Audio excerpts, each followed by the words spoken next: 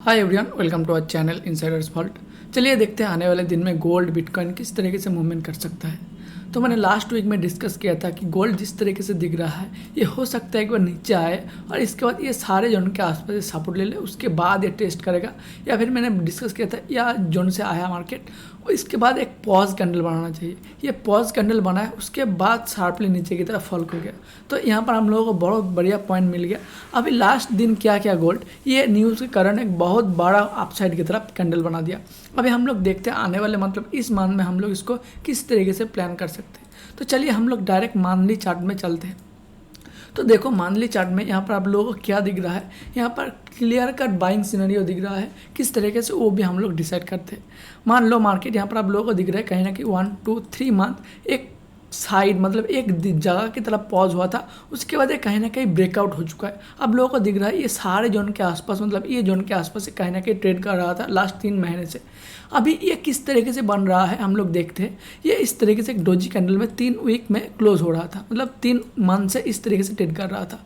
अब ये क्या मार्केट यहाँ पर मतलब जो लास्ट डे ओपन हुआ था यहाँ पर लास्ट मंथली कैंडल आप लोग देखोगे मार्केट यहाँ पर सीधा फ्लैट खुल के ये अपसाइड की तरफ बहुत बड़ा स्पाइक लगा दिया।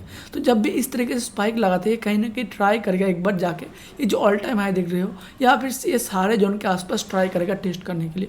क्योंकि आप लोग देखोगे मंथ शुरू होते ही ये कहीं ना कहीं एकदम स्ट्रॉन्ग कैंडल से अपसाइड की तरफ चला गया।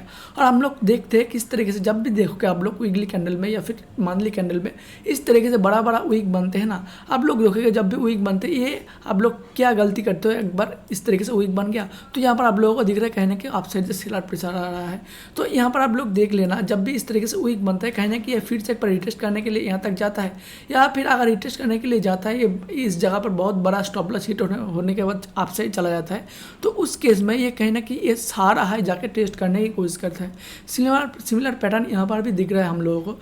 ये जिस तरीके से ओपनिंग हुआ मंथली लास्ट डे की कैंडल ये ट्राई करेगा एक बार कहीं ना कहीं 35 मतलब 350 के आसपास जाके एक बार टेस्ट करने के लिए कोशिश करा। मतलब ये सारे जोन के आसपास ये टेस्ट करने के लिए कोशिश करा है नेक्स्ट वीक ऑनवर्ड्स, मतलब ये मंथ में ट्राई करेंगे एक बार ये सारा हाई जाके ट्रेड करने के लिए हम लोग इसको बुलिश की तरह भी देखेंगे।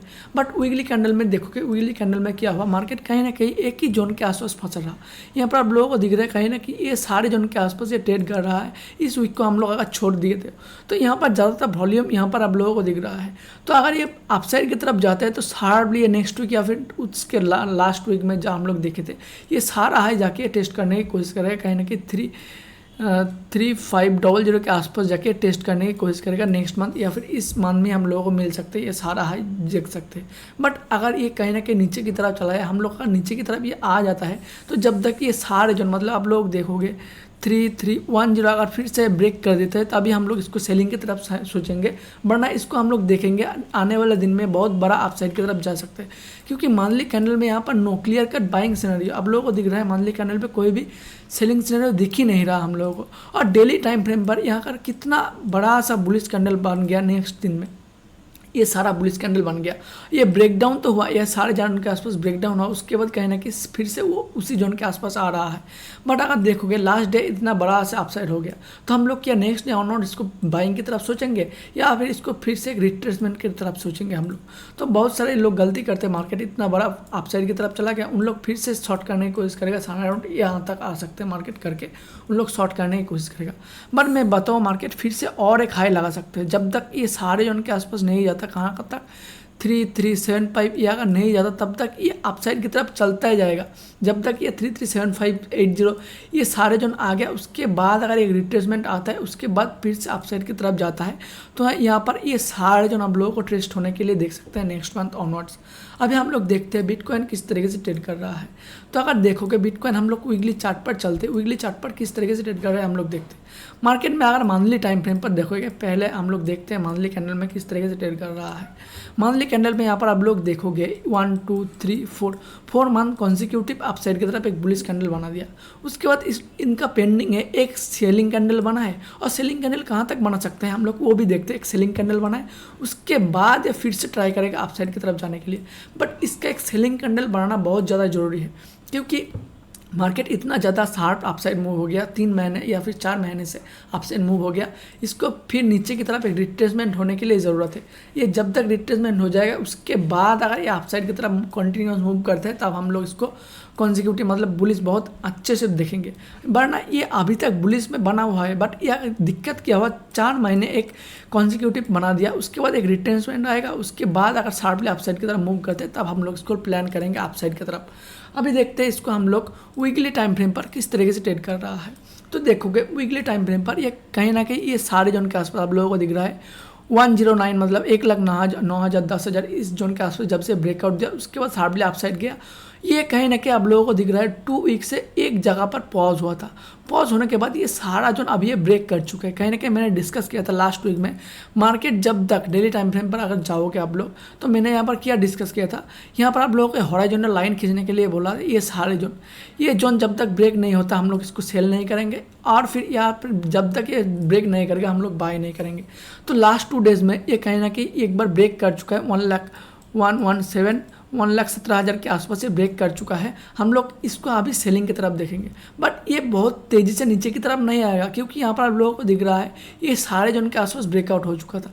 तो कहीं ना कहीं ये सारे जोन ये सपोर्ट की तरफ एक्ट करेगा, और मार्केट जब भी इस तरीके से आएगा फिर से कंसोलिडेशन करने के बाद मार्केट और एक बार अपसाइड की तरफ हाई लगा सकता है।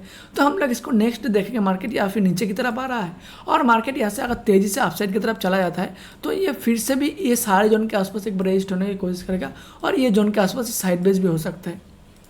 तो आप लोग क्या करो, मार्केट में अगर इस तरीके से दिख रहा है क्लियर का ट्रेंड भी नहीं दिख रहा है तो आप लोग ये सारे जोन के आसपास मतलब मान लो 1,20,000 और आप लोग 2,000 3,000 पॉइंट दूर चले जाओ। यहाँ पर आप लोगों को दिख रहा है 1,24,000, हम लोग और 1,25,000 के आसपास चले जाते हैं। उसके बाद ये सारे जोन के आसपास जाकर अगर ऑप्शन शॉर्ट करते रहेंगे यहाँ पर, तो मंथली में या फिर वीक में अगर आप लोग 400 रुपया की प्रीमियम भी कलेक्ट किए हो और ये 200 रुपया भी गल जाता है तो भी हम लोगों को बहुत बड़ा प्रॉफिट हो जाएगा।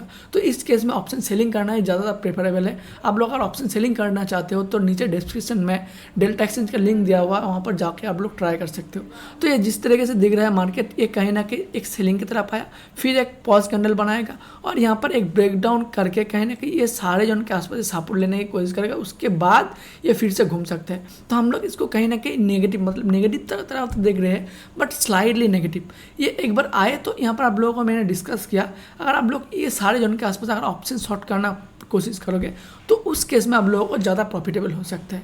तो यही आज का सिंपल व्यू। गोल्ड कहीं ना कहीं आप लोगों को अपसाइड की तरफ भी देख रहा है नेक्स्ट मंथ ऑनवर्ड्स मतलब इस मंथ में, और बिटकॉइन थोड़ा सा नीचे की तरफ आ सकता है इस मंथ में।